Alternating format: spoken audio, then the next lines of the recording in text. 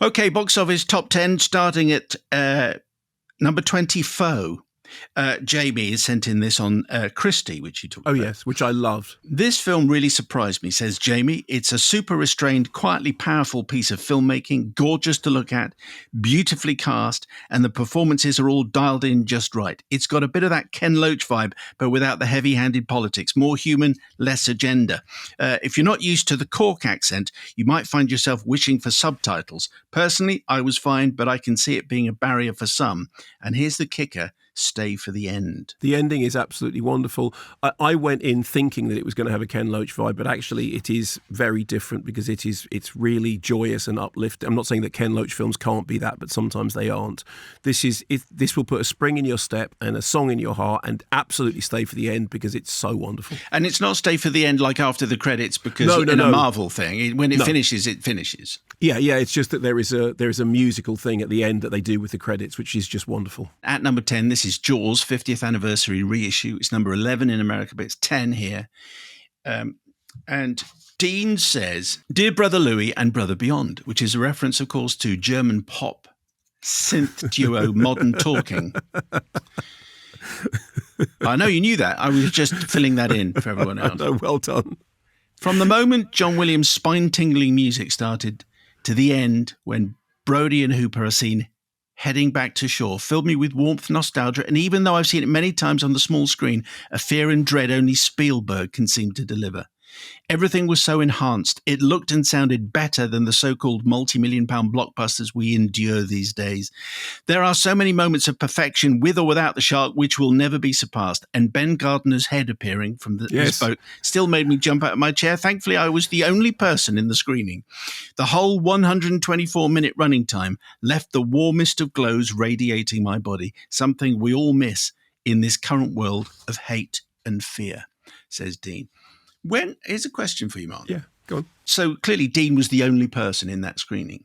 If no one turns up, is it, like a priest is required to say an order of service regardless of whether there's anyone there, if you're being strict about it? Yeah. Does the cinema just put the film on to no one? Yes. That's what they'll do because most program times they're programmed and the thing registers whether or not the film is shown. So yes, you would. Incidentally, can I just say on the subject of Jaws very quickly? Yes. As we saw in that wonderful documentary about John Williams that came out last year, the story is true that apparently after Spielberg had all the problems with the shark and it wasn't working, he said, well, it's okay, John Williams will give me the shark with his music. And he sat down with John Williams and said, okay, what have you got? And John Williams went, dun-dun.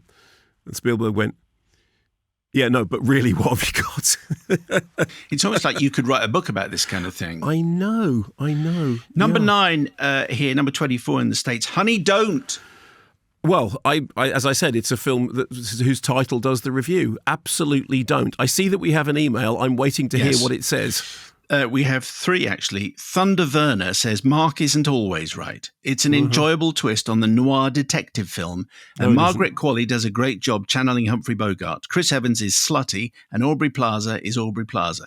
I enjoyed it so much, I went back and saw it again. I figured I end up seeing so-so superhero movies at least twice. I will support smaller B movies when they actually are available to watch. So Honey, Don't, Caught Stealing, and Relay were this August's treat. And I would recommend any of them to people who just want to see a movie. Not an event, not a tent pole, not an extended universe, just a plain old movie. Barb in Exeter says, I really struggled to get past the Superbad slander in Mark's review of this last week. He's just been contrarian. He can't possibly think Superbad was anything other than great. And Cameron on our YouTube channel says, hang on, why is Superbad catching strays out there? Which is an interesting, maybe that's a phrase that the kids are using on YouTube, but I wasn't aware of that. No, I mean, Superbad isn't catching strays. You can go back and find the review that I did when Superbad came out. I really didn't like it. I know loads of other people do, and I know it's one of the things that people disagree with me, but I'm not just saying it for effect. I didn't like it at all, and I said so when it came out.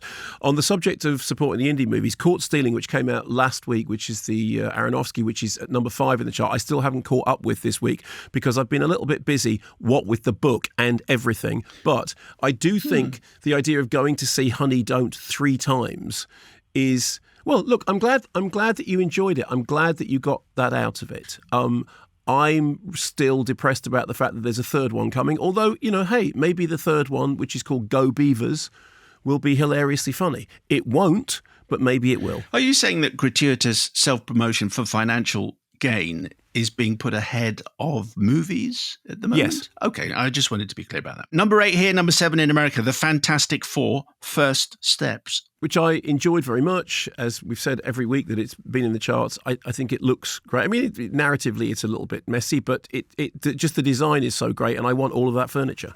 UK number 7, Loka Chapter 1, Chandra. So again, this came out the week that we were not doing the show, but also I don't think it was press screen, but I think we had an email about it last week. It's an Indian superhero adventure horror film, and it is apparently the first installment in a 5-part universe called Wayfarer Cinematic Universe. Court Stealing is at number 6 here, 5 in America. Lois says, Court Stealing is pure chaos. Think After Hours meets John Wick, but make it 90s New York City and weirdly hilarious.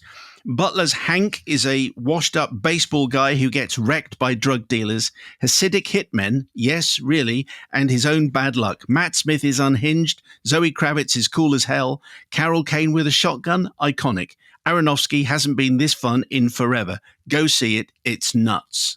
And this is my treat to myself on Sunday, because that's what I'm doing, because I do the last theatre thing on Saturday, and then I'm going to go and see Court Stealing as a treat to myself. Will you go on your own?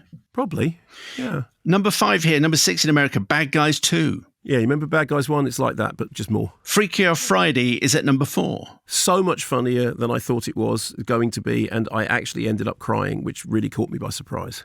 Number 3 in the UK and Canada, Weapons. And this is turning out to be one of the surprises of the year, because so many people I know have gone to see Weapons and have really, really enjoyed it, been baffled by it, been fascinated by it.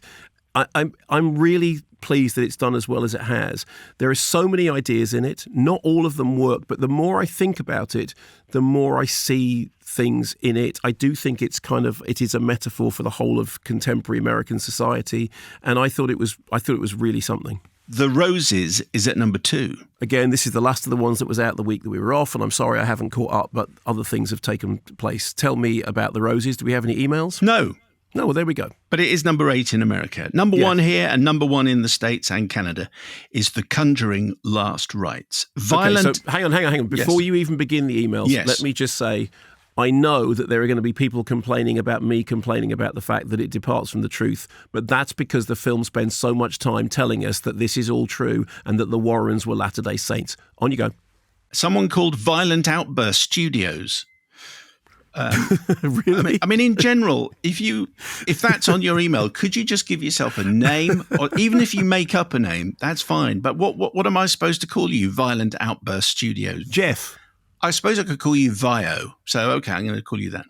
Watcher Vio. Okay, Violent Outburst Studios say, this year has been good for horror. Weapons, Bring Her Back 28 years later, and so on. This film being released alongside them only goes to highlight everything that is wrong with mainstream horror films. The lovely Seamus says, the seriousness of these films ruins the fun. Yes, exactly.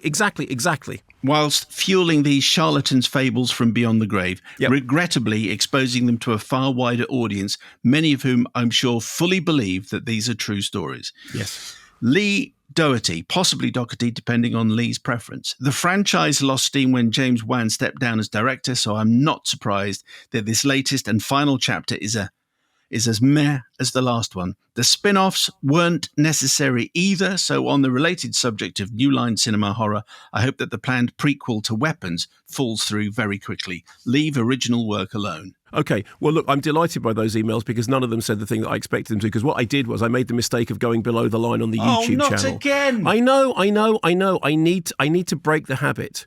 I really need to break that. How many times? Never go below the line.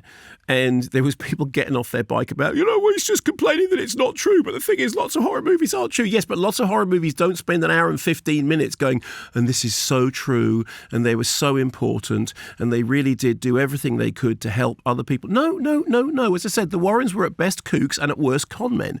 And that's fine.